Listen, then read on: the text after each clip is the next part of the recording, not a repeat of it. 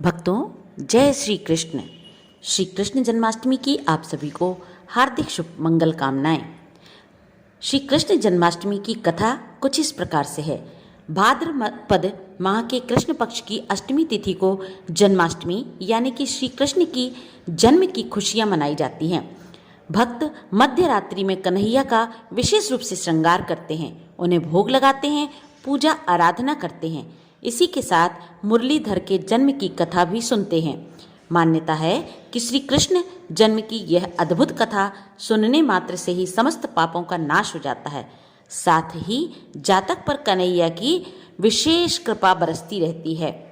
स्कंद पुराण के मुताबिक द्वापर युग की बात है।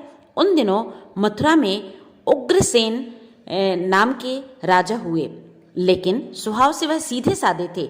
यही वजह थी कि उनके पुत्र कंस ने ही उनका राज्य हड़प लिया और स्वयं मथुरा का राजा बनकर बैठ गया।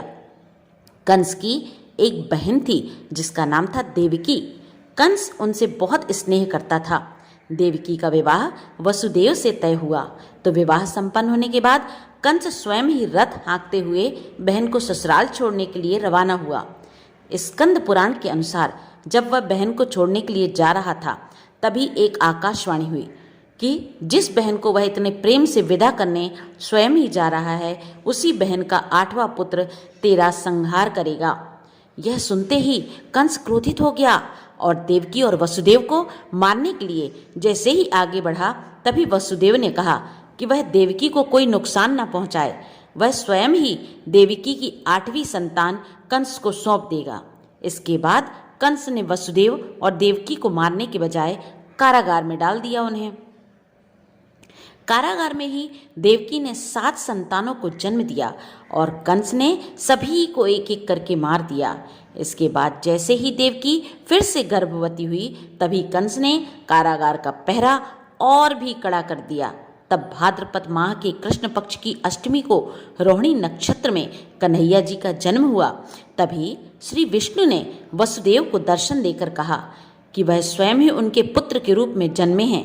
उन्होंने यह भी कहा कि वसुदेव ही उन्हें वृंदावन में अपने मित्र नंद बाबा के घर पर छोड़कर आए और यशोदा जी के गर्भ से जिस कन्या का जन्म हुआ है उसे कारागार में ले आए। यशोदा जी के गर्भ में जन्मी कन्या को कोई और नहीं बल्कि स्वयं माया थी। यह सब कुछ सुनने के बाद वसुदेव जी ने वैसा ही किया। वसुदेव जी ने जैसे ही कन्हैया को अपनी गोद में उठाया, कारागार के ताले खुद ब खुद खुल गए। पहरेदार अपने आप ही नींद के आगोश में आ गए।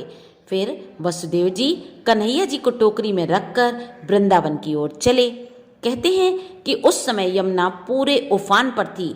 तब वसुदेव जी महाराज ने टोकरी को सिर पर रखा और यमुना जी को पार करके नंद बाबा के घर पहुंचे। वहां कन्हैया को यशोदा जी के पास रखकर कन्या को लेकर मथुरा वापस लौट आए। स्कंद पुराण के मुताबिक जब कंस को देवकी की 8वीं संतान के बारे में पता चला तो वह कारागार पहुंच गया। वहां उसने देखा कि 8वीं संतान तो कन्या है, फिर भी वह उसे जमीन पर पटकने ही लगा कि वह माया रूपी कन्या आसमान में पहुंचकर बोली कि अरे मूर्ख, मुझे मारने से कुछ नहीं होगा। तेरा काल तो पहले से ही वृंदावन पहुंच चुका है और वह जल्दी ही तेरा अंत करेगा। इसके बाद कंस ने वृंदावन में जन्मे नवजातों का पता लगाया। जब यशोदा के लाला का पता चला तो उसे मारने के लिए कई प्रयास किए, कई राक्षसों को भी भेजा, लेकिन कोई भी उस बालक का बाल भी बांका नहीं कर पाया। तो कंस को यह एहसास हो गया कि नंद बाबा का बालक ही वसुदेव देवकी की 8वीं संतान है। कृष्ण ने युवावस्था में कंस का अंत कर दिया। इस तरह जो भी इस कथा को पढ़ता है, सुनता है, उसके समस्त पापों का नाश हो जाता है। जय श्री कृष्ण।